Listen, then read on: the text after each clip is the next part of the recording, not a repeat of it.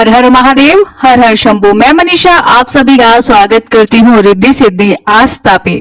आप सभी को पता है कि जब हम कृष्णा जन्माष्टमी बनाते हैं, जब अपने घर में कृष्णा जी को रखते हैं, तो उनके साथ साथ हमको राधा रानी जी का भी जन्म कराना आवश्यक होता है।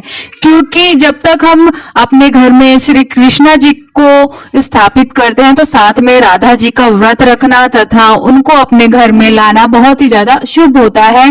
क्योंकि जिस घर में कृष्णा जी रहते हैं, उनके लिए राधा लानी आवश्यक है, तभी जाकर के हमें श्री कृष्णा जी का आशीर्वाद प्राप्त होता है।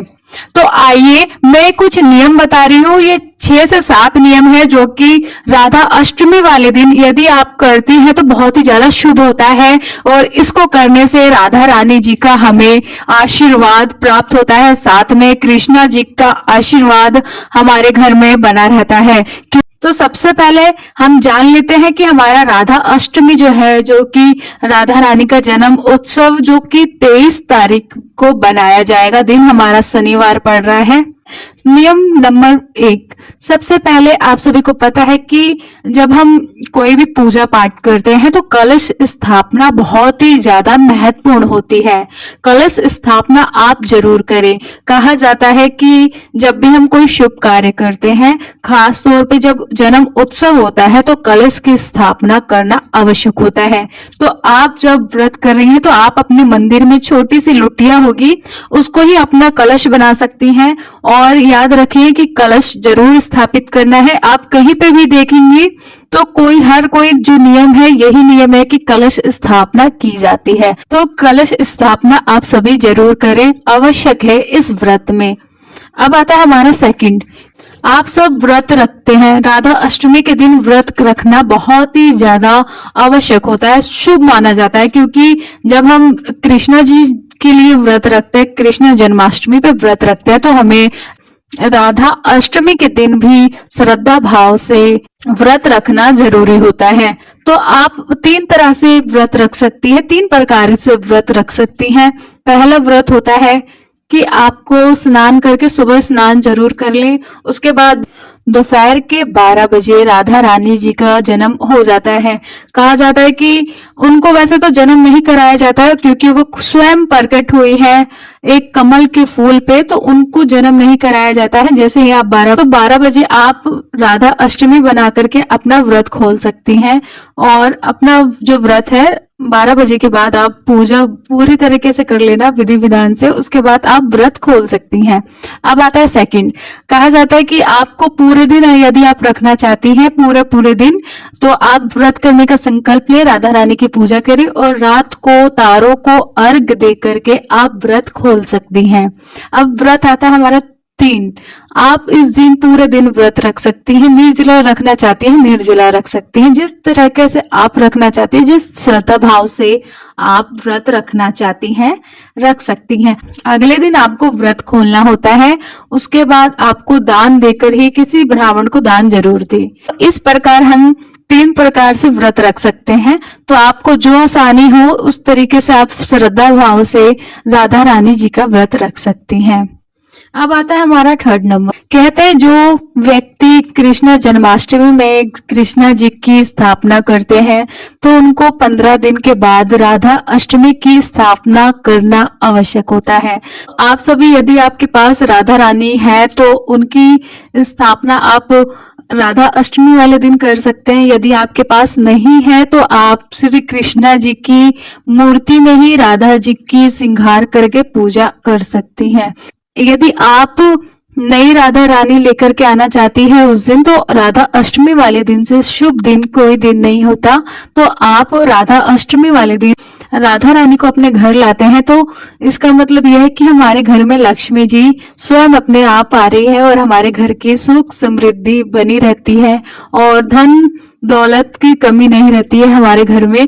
जिस घर में राधा रानी रहती है उस घर में धन की कमी कभी नहीं होती है। तो आप यदि लाना चाहती हैं तो बहुत ही ज्यादा शुभ दिन है, तो आप उस दिन ला कर अवश्य रखें, अपने मंदिर में स्थापित जरूर करें। अब आता है हमारा 4th नंबर।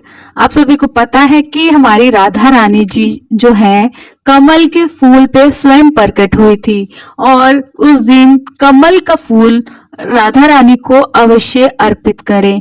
यदि आपके पास कमल का फूल नहीं मिल रहा है आपके आसपास कहीं, तो आप अपने घर में गुलाब का फूल होता है वो भी अर्पित कर सकती हैं। ये भी बहुत ही ज्यादा शुभ माना जाता है, क्योंकि माता लक्ष्मी भी कमल के फूल में वास करती हैं। ठीक वैसे ही राधा रानी को भी कमल का फूल बहुत ही ज्यादा प्रिय है, तो आप उस दिन कमल का फूल जरूर अर्पित करें। अब आता है नंबर। आप सभी को पता है कि राधा रानी बहुत ही ज्यादा सुंदर है और उनको नीले रंग की वस्तु बहुत ही ज्यादा प्रिय है। कहा जाता है कि यदि हम राधा रानी का श्रृंगार नीले रंग से करते हैं तो वो उनको बहुत ही ज्यादा शुभ मानती है और उनको बहुत ही ज्यादा प्रिय है। तो उनको नीले रंग की आप जो भी उनके वस्त्र हैं वो लाके दे सकती हैं, चुनरी लाकर दे सकती हैं, जो भी आपको इच्छा हो वो उनको नीले रंग की वस्तु जरूर अर्पित करें। अब आता है हमारा, आप सभी को पता है कि राधा अष्टमी वाले दिन आप सभी को दोनों कृष्णा जी की और राधा जी को अभिषेक कराना है। जब पंचामृत से अभिषेक करा के पूरा श्रृंगार करा करके उनके स्थान पे अवश्य रख दे। उसके बाद आती है भोग की बारी। आपको पता है कि ठाकुर जी को 56 भोग लगाए जाते हैं क्योंकि उनको प्रिय है। यदि आप 56 भोग बना सकती हैं तो बहुत ही अच्छा है। यदि आप नहीं बना सकती हैं तो 8 भोग जरूर लगाएं राधा रानी को। कहा जाता है कि 8 भोग उनको बहुत ही ज्यादा प्रिय होता है, तो उनको 8 भोग जरूर लगाएं। 8 भोग में आप पूरी खीर हो गई या रायता हो गया या फिर उनको अरबी की सब्जी है वो भी आप अर्पित कर सकते हैं। ध्यान रखें कि लहसुन प्याज का यूज ना करें, आप इस्तेमाल ना करें। उसके बाद आप अरबी का हलवा बना सकती है।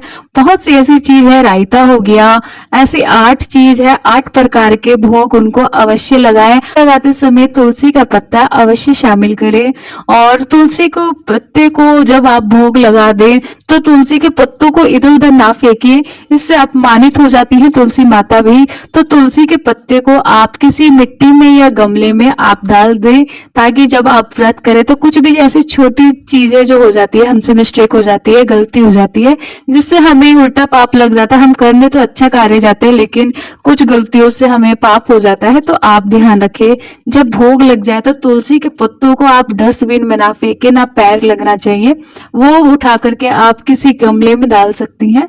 बहुत ही ज्यादा अच्छा होता है।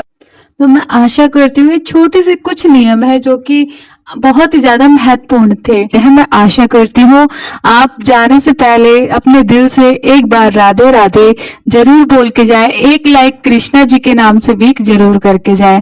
तो धन्यवाद। जय श्री राधे राधे।